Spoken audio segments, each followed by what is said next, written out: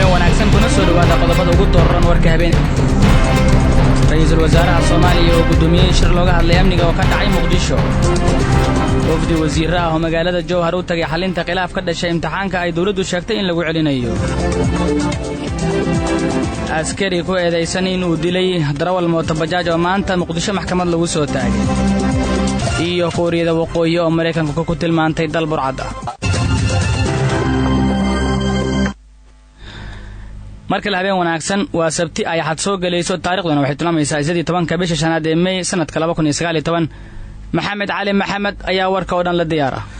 waa maasantahay Cabdiqani Cabdullaahi Ibraahim. habeen wanaagsan dhageystayaal ku soo dhawaada warkii oo fidsan. wafdi wasiir ah oo kala ah wasiirka waxbarashada xukuumadda Soomaaliya Cabdullaahi Goodax Barre iyo wasiirka amniga gudaha ayaa maanta magaalada Jowhar ee xarunta gobolka Shabeellada Dhexe waxay u tageen xalinta khilaaf ka dhashay imtixaanka dawladdu sheegtay in lagu celinayo. Cabdullaahi Xuseen Canshuur ayaa warkan faafahinaya.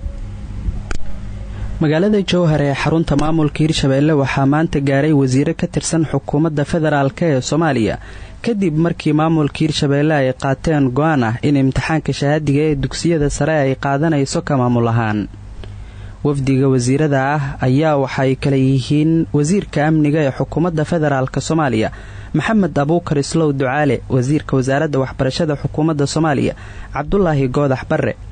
garoonka diyuuradaha ee magaalada Jowhar waxaa xubnaha wafdigan ku soo dhaweeyay wasiiro iyo xildhibaano ka tirsan maamulka Hirshabeelle kuwaas oo madaxdan u galbiyay gudaha magaalada Jowhar iyo xarunta madaxtooyada ee maamulkaasi.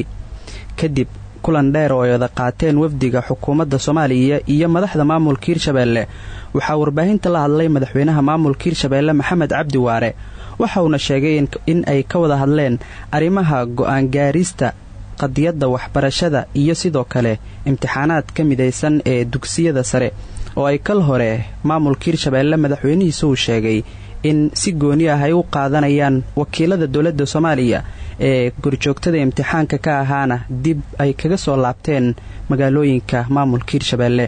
madaxweyne Maxamed Cabdi Waare oo hadlayna waxa uu yiri qodobka saddexaad waxa waaye imtixaankaanu imtixaan caam waaye oo standardized test wadanka oo dhan hal mataqaana cabira wax lagu cabira Soomaaliyan wax la qabnaa si gaar ah anagu dhibaato gaar ah ma qabno hal gaarana raadimayno halkii Soomaali oo mataqaana wuxuu xalaha anagana xal noo ah yaa loo fahmin marka aan leenahay waxbarashadeena mas'uuliyadeeda yaan qaadanay waa u taaganahay xuquuqda dhalinyarada u taaganahay xuquuqda waxbarashada u taaganahay waxaana noo qaadmin inaan qaadanaan u taaganahay dhalinyaradeena inaan meel fiican ku hubsanaan u taaganahay laakiin maadaama imtixaanku imtixaanka shahaadiga uu yahay oo wadanka oo dhan oo iskaga mid yahay mar rabno haddana in la dhaho sidii tii koowaad oo kale ee reer Hirshabeelle waagii xogaa waa dagaalameenoo imtixaan gaar ah laga qaado marka sidaas daraadeed shahaadadooda waa la duray mar rabno waxaan rabnaa wixii Soomaali u dana meeshay Soomaali marto ayaan anaguna maraynaa. waad maqashay culayska jira waad maqashay dhibaatada jira dhalinyarada waxaan leenahay waxa ama social media lagu sheegaa ama mataqaana hadallada xoogaa mataqaana fafakaday annaga idinka raali gelinayna annaga madaxdiiniya annaga idinka taagan muxuu ahay muwaadiniinaad tihiin xuquuqaad leedihiin.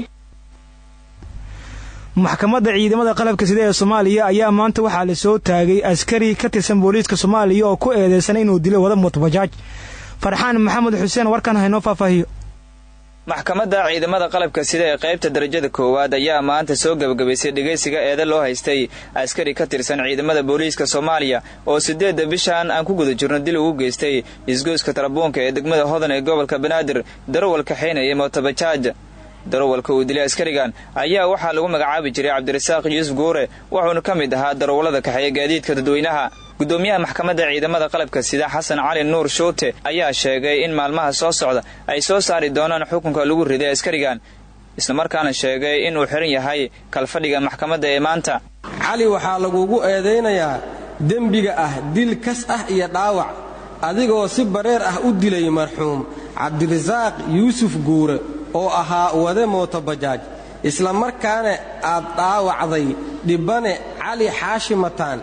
dembigaas oo ka dhacay degmada Hodan taariikhdu markay ahayd 8 bishan shanaad 2019. dhageysiga garmaqalka la xiriira eedeysane Cali Maxamuud Axmed intaas ayuu ku dhammaystiran yahay maxkamadda ayaana go'aan ka soo saari doonto. dhegaysiga dacwadan loo haystay askarigan dilay wada mootobajaaj ayaa waxay imaanaysaa xilli ay bateen dilka loo geysanayo wadayaasha mootobajaajta kuwaas oo ay geysanayaan askarta ka tirsan ciidamada booliiska ee ku sugan isgoosyada magaalada Muqdisho. kuuriyada waqooyi ayaa ugu baaqday xogayaha guud ee qaramada midoobay Antonio Guterres inuu faragelin ku sameeyo qaabka sharci darrada ah ee Mareykanku uu ku qabsaday mid ka mid ah maraakiibteeda ganacsi ee waaweyn. Pyongyang ayaa dhankeeda ku tilmaamtay Mareykanka wadan burcad ah. warqad qoraal ah ama warqad uu Antonio Guterres kaga timid kuuriyada waqooyi ayaa waxaa ku qorneed in Mareykanka uu muujinayo inuu ku xadgudbo sharci isla markaana burcadnimo u adeegsanayo oo sharciga caalamiga ee dhanka badaha uu ku xadgudbay sida warqadda Pyongyang ay u dirtay Antonio Guterres lagu xusay. cabashadan oo jimcihii shalay uu gudbiyo wakiilka qaramada midoobay u matala kuuriyada waqooyi ayaa maanta la shaaciyay waxaana warkaasi lagu daabacay wakaaladda wararka ee dalkaasi ee la yiraahdo KCNA. qabsashada markabkan ayaa imaanaysa iyada uu sii kordhayay khilaafka u dhaxeeya Washington DC iyo Pyongyang.